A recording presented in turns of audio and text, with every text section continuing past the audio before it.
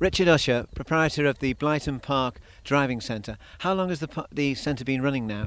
Well, we took over in 2011 and we laid the circuit that they've been running on today in March of that year. So we didn't officially open until May, so we're just about to celebrate our 4th anniversary.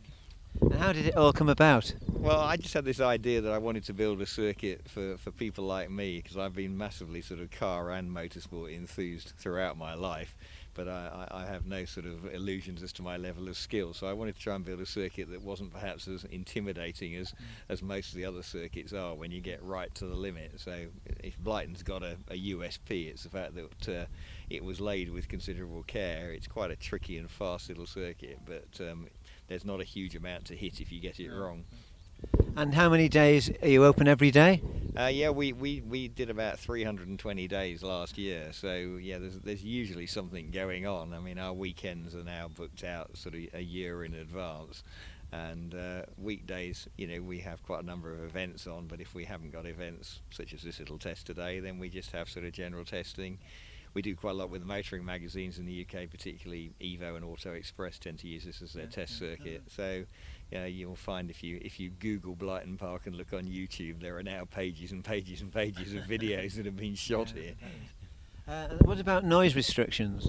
Well, I think we've all got to grow up a bit about noise. You know, we all hark back to the glory days when you could make as much noise as you like. But you know, there are people in this quiet neck of the woods who want to enjoy that quiet. So we try and manage our noise responsibly. We do run historic vehicles, but we only run historic vehicles during the week. Yeah. And if we're running sort of unsilenced vehicles, we try and limit the amount of time that they're running. I mean, these little cars today, although they make a sort of strange farting noise, they don't actually generate a huge noise footprint. But you know, we have a noise meter running all the time, and we have criteria within which we work, which we've negotiated work with the council to try and make sure that we're not causing nuisance to any of our neighbours.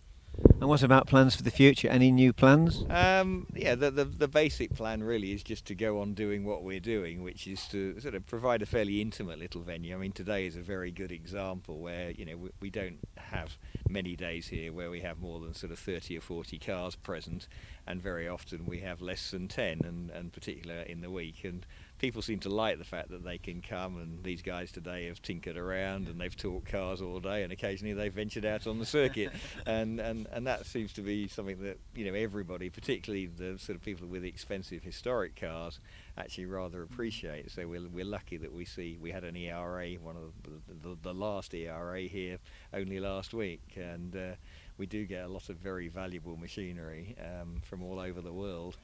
And you've got the BRM Association running soon, haven't you? Yes, we've done a day. It's the second year we've done a day with the BRM Association, which again I have to acknowledge the help of Rick and Rob Hall from Hall and Hall, who really make that happen.